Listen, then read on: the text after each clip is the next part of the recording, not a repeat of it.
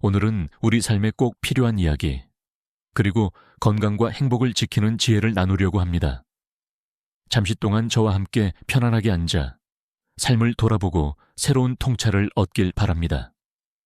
배움은 끝이 없고 배우는 이는 늙지 않는다.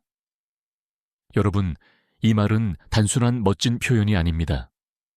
정약용 선생이 실제로 살면서 증명한 삶의 태도입니다. 그는 24살에 과거 시험에 합격해 벼슬길에 올랐지만 단 한 번도 공부를 멈추지 않았습니다. 특히 18년의 유배 생활은 배움의 힘을 보여주는 대표적인 시기입니다. 강진의 유배지에서 그는 하루 일과를 이렇게 보냈습니다. 해 뜨기 전에 일어나 기도를 하고 해가 막 떠오를 즈음에는 책을 읽었습니다. 낮에는 글을 쓰고 제자들에게 가르쳤으며 밤에는 하루를 정리하며 스스로를 돌아봤습니다. 그 결과 유배지에서만 무려 500권이 넘는 책을 집필했습니다. 유배는 자유를 빼앗기고 외롭고 불편한 환경에서 견뎌야 하는 시간입니다.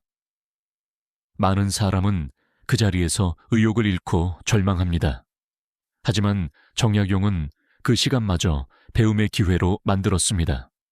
여러분, 혹시 최근에 무엇을 배우셨나요? 나이가 많아 이제 기억력이 떨어져서 배워도 금방 잊는다. 이렇게 생각하실 수 있습니다. 하지만 뇌과학 연구에 따르면 나이가 들어도 꾸준히 배우는 사람의 뇌는 새로운 연결망이 계속 만들어진다고 합니다. 바둑을 배우는 할아버지, 스마트폰으로 손주와 영상통화를 배우는 할머니, 새로 뜨개질을 배우는 분들, 이런 분들의 표정에는 생기가 있습니다. 그 생기는 젊음에서 오는 것이 아니라 새로움에서 오는 에너지입니다. 배움은 절대 거창할 필요가 없습니다. 동네 꽃 이름을 하나 더 아는 것, 새로운 찬 요리를 하나 해보는 것, 스마트폰 앱을 하나 더 익히는 것. 이런 작은 배움들이 쌓이면 인생 후반부가 훨씬 풍성해집니다. 정약용 선생은 하루라도 배우지 않으면 마음이 병든다라고 했습니다.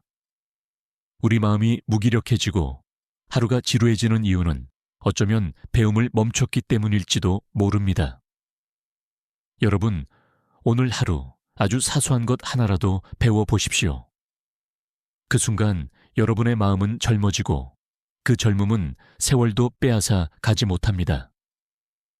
두 번째 명언, 스스로를 닦는 것이 세상을 다스리는 첫걸음이다. 다산이 이 말을 남긴 배경은 목민심서입니다.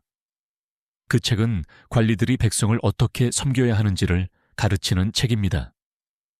그는 이렇게 말합니다. 자신의 욕심을 다스리지 못하는 자가 어찌 남을 바르게 이끌겠는가? 이 말은 정치인이나 관리에게만 해당되는 게 아닙니다. 가정에서도 이웃관계에서도 내 마음을 먼저 다스리는 것이 가장 중요합니다. 노년이 되면 우리는 젊었을 때보다 다른 위치에 서게 됩니다. 이제는 누군가를 직접 부양하는 대신 조언하고 지켜보는 역할이 많아집니다. 하지만 마음이 불안하고 건강이 엉망이고 감정이 쉽게 흔들리면 그 좋은 영향력이 반감됩니다.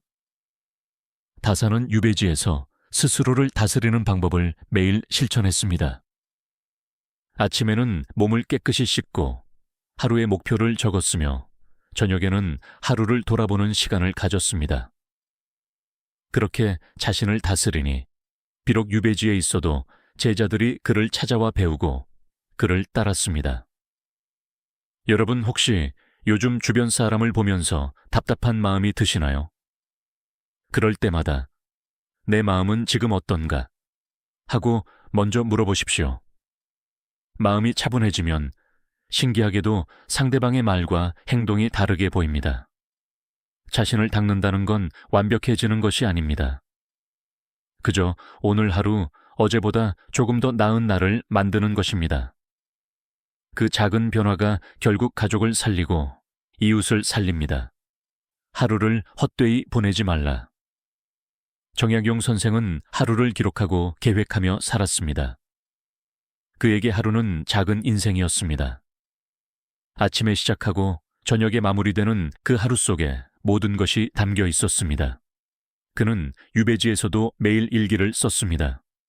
오늘 무엇을 배웠는지, 누구를 만났는지, 무엇을 잘했고, 무엇을 고쳐야 하는지 기록했습니다. 그 기록은 단순한 메모가 아니라 자신을 성장시키는 도구였습니다. 여러분, 노년의 하루는 어떻게 보내고 계신가요? 많은 분이 시간이 많으니 그냥 흘려보낸다고 하십니다.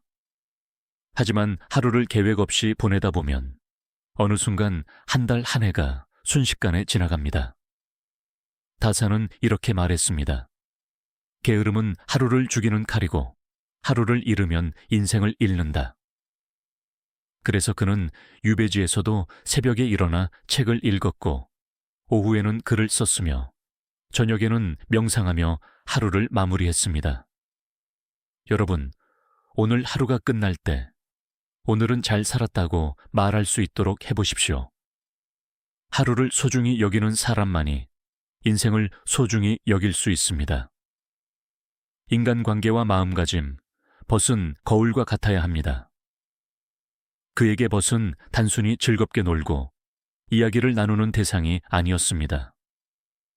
벗은 나를 비춰주는 거울이자 내가 가야 할 길을 함께 걸어주는 동반자였습니다.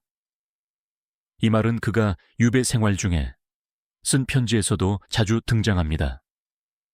그는 벗들에게 자신의 잘못과 부족함을 솔직히 털어놓았고 그에 대한 조언을 부탁했습니다. 그리고 벗이 잘못하면 직언을 서슴지 않았습니다.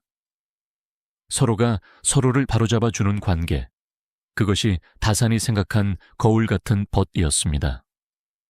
여러분, 혹시 마음을 터놓고 진심을 말해 줄 수 있는 벗이 있으신가요? 내게 불편한 말을 해줄 수 있는 사람, 그것이 진짜 친구입니다. 노년에는 혼자 있는 시간이 많아지다 보니 듣기 좋은 말만 해주는 사람을 찾게 될 때가 있습니다. 하지만 그런 관계는 우리를 성장시키지 못합니다. 다산은 벗과의 관계를 이렇게 비유했습니다. 맑은 거울이 있으면 얼굴에 묻은 먼지를 닦을 수 있다. 마찬가지로 진짜 친구는 내 마음에 묻은 욕심과 잘못을 닦아줍니다. 혹시 지금 마음속에 떠오르는 친구가 있습니까? 그 사람에게 전화를 걸어보십시오. 그리고 이렇게 물어보는 겁니다. 내가 요즘 어떤지 솔직하게 말해줄 수 있나? 그 대화에서 우리는 또 하나의 배움을 얻게 됩니다. 벗이 거울과 같아야 한다는 이 말은 결국 내가 먼저 거울이 되어야 한다는 뜻이기도 합니다. 상대방을 있는 그대로 비춰주는 것, 그것이 진정한 우정의 시작입니다. 성급한 마음은 이를 그르칩니다. 다사는 공직 생활에서 수많은 사례를 보았습니다.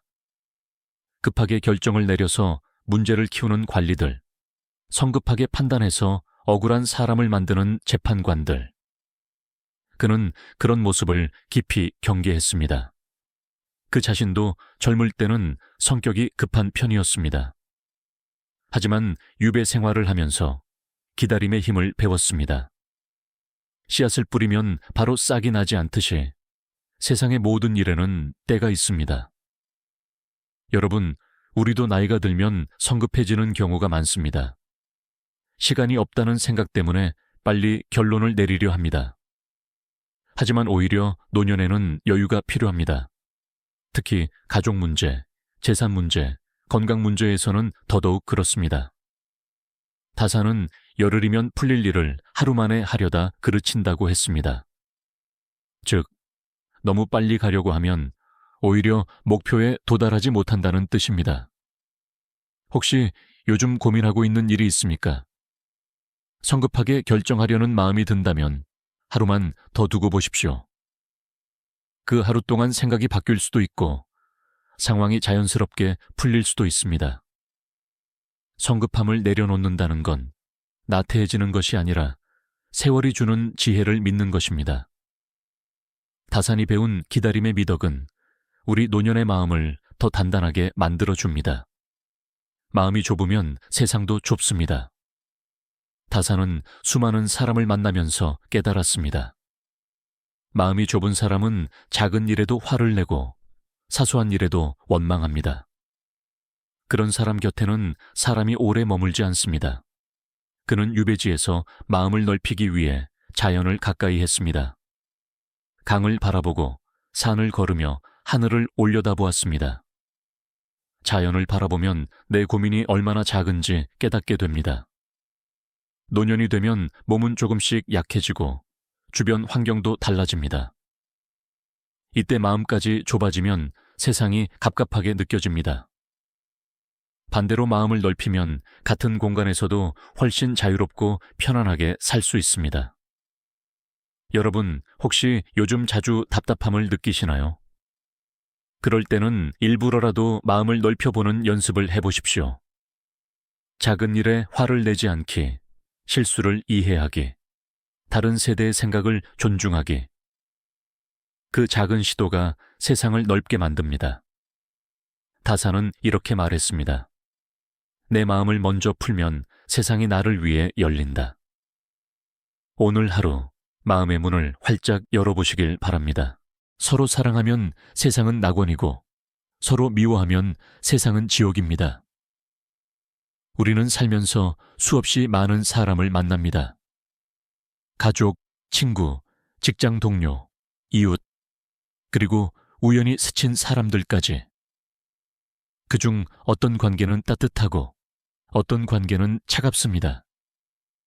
정약용 선생이 말씀하신 이 명언은 아주 단순하지만 세상을 살아가는 핵심 진리를 담고 있습니다. 서로 사랑하면 작은 마을도 낙원이 됩니다. 서로 미워하면 화려한 도시도 지옥이 됩니다. 여러분, 혹시 경험해 보셨나요? 같은 집에서도 사랑이 가득하면 밥 한 그릇을 나누어 먹어도 행복합니다. 미움이 쌓이면 아무리 좋은 음식을 먹어도 목이 메이게 됩니다.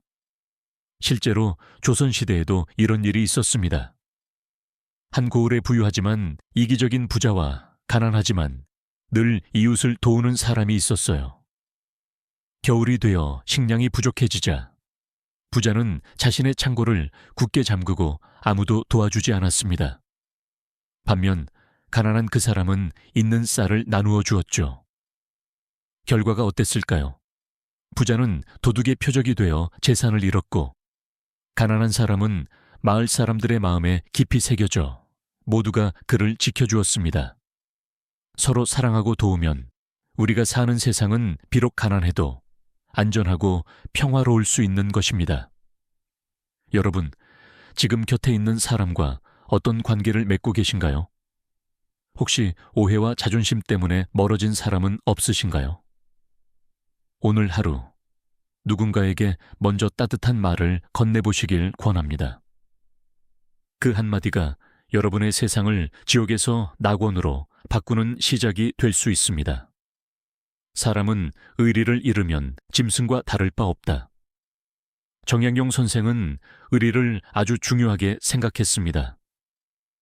여기서 말하는 의리는 단순히 친구끼리 지키는 약속만이 아닙니다.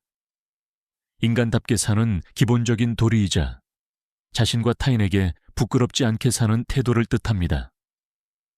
조선시대에 정약용 선생이 벼슬을 하던 시절 어떤 고관이 백성들의 세금을 빼돌려 사적인 이익을 챙기는 사건이 있었습니다.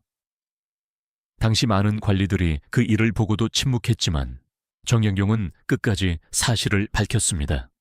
왜냐하면 그것이 의리를 지키는 길이었기 때문입니다. 그는 알았습니다.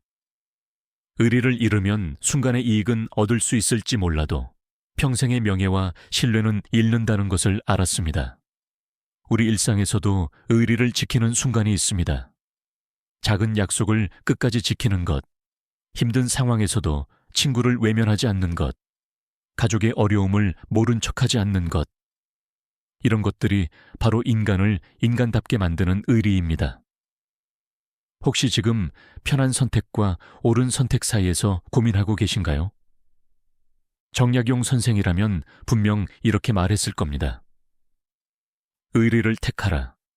그것이 당신의 삶을 평생 빛나게 할 것이다. 배우되 생각하지 않으면 어둡고 생각하되 배우지 않으면 위태롭다. 이 명언은 정약용이 학문과 삶을 함께 이야기하며 남긴 가르침입니다. 그는 공부란 단순히 지식을 쌓는 것이 아니라 그것을 곱씹고 생활 속에서 실천하는 것이라고 보았습니다. 그가 유배지 강진에서 제자들에게 가르칠 때 항상 이렇게 물었다고 합니다. 오늘 배운 것을 집에 돌아가서 어떻게 쓸 것인가? 이는 단순히 시험 점수를 위한 공부가 아니라 배움을 삶에 녹여내야 한다는 뜻입니다. 여러분, 혹시 책에서 읽은 좋은 말이나 강의에서 들은 내용이 시간이 지나면 흐릿해진 경험 있으신가요? 그 이유는 생각하는 과정을 거치지 않았기 때문입니다. 반대로 경험을 통해 깨달은 것이지만 제대로 배우지 않으면 그것은 방향 없는 배처럼 위험할 수 있습니다. 정약용 선생은 배움과 생각이 균형을 이룰 때 비로소 지혜가 된다고 보았습니다. 오늘 하루 책 한 페이지라도 읽으셨다면 그 내용을 곱씹어 보시길 바랍니다. 그리고 오늘 겪은 일을 통해 느낀 점이 있다면 관련된 지식이나 사례를 찾아보세요. 그 두 가지가 만나면 여러분의 삶은 훨씬 깊고 단단해집니다. 말은 그 사람의 거울입니다. 말은 단순한 소리가 아니라 그 사람의 내면과 품격을 드러내는 거울과도 같습니다. 우리가 하루에 하는 말의 수는 많지만 그중 한마디가 평생의 이미지를 결정짓는 경우도 있습니다. 정약용은 관직 생활에서 수많은 인물들을 만나며 그들의 말투와 화법을 통해 인품과 마음을 읽었습니다. 말을 하기 전 이 말이 나를 어떻게 비칠까를 먼저 생각합니다. 불필요한 비난, 과장, 험담을 피합니다. 부드럽고 정직한 표현을 습관화합니다. 자기 성찰 질문. 내가 하는 말에는 내 진심이 담겨 있는가?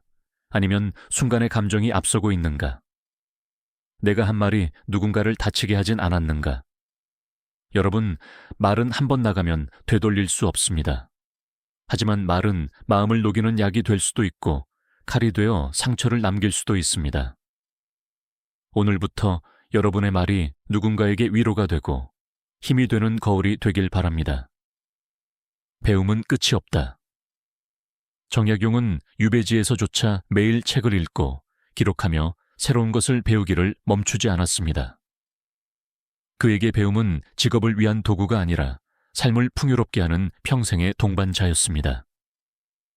강진 유배 시절, 그는 18년 동안 무려 500권이 넘는 책을 저술했습니다. 당시 대부분의 사람들은 유배를 절망과 포기로 채웠지만 그는 이를 배움의 황금기로 만들었습니다. 그는 심지어 농사법, 건축법, 수학까지 배우며 백성들의 생활 개선에 쓰였습니다. 나이와 상관없이 매일 새로운 지식을 조금씩 배웁니다. 책, 강연, 온라인 강좌 등 접근 가능한 모든 도구를 활용합니다. 배운 것을 메모하고 남에게 설명하는 습관을 가집니다. 나는 최근에 무엇을 새롭게 배웠는가? 내가 배우는 목적은 단순한 지식 축적이 아니라 삶의 질을 높이는 데 있는가? 여러분, 정약용은 배움을 통해 세상을 넓게 보고 자신을 깊게 다듬었습니다. 우리가 오늘 한 페이지를 읽고 하나의 생각을 깨닫는 순간 내일의 나를 더 훌륭하게 만드는 씨앗을 심는 것입니다. 겸손은 배움의 문을 연다. 교만한 사람은 배우지 못합니다. 왜냐하면 이미 안다고 생각하기 때문입니다. 정약용은 자신보다 어린 제자나 하급 관리에게도 배울 점이 있으면 기꺼이 배우고 인정했습니다. 진정한 부는 나눔에 있다. 정약용은 물질적인 부보다 지식과 사랑을 나누는 부를 더 높게 평가했습니다.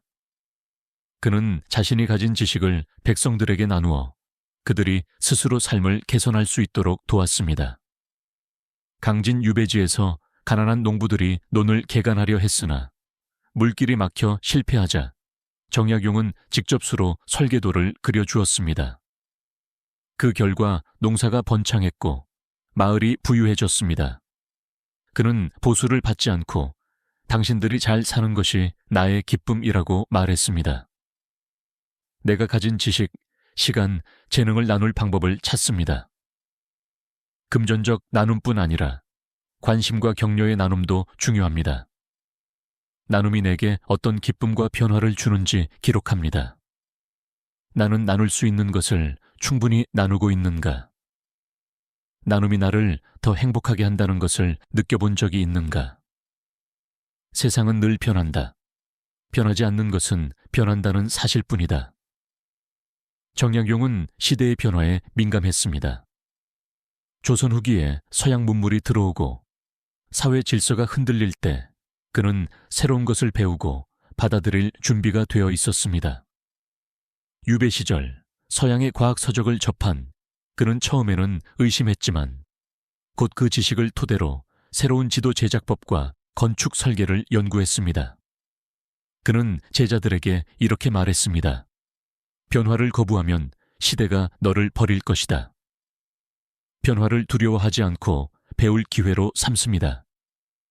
기술, 사회, 문화의 변화를 꾸준히 관찰합니다.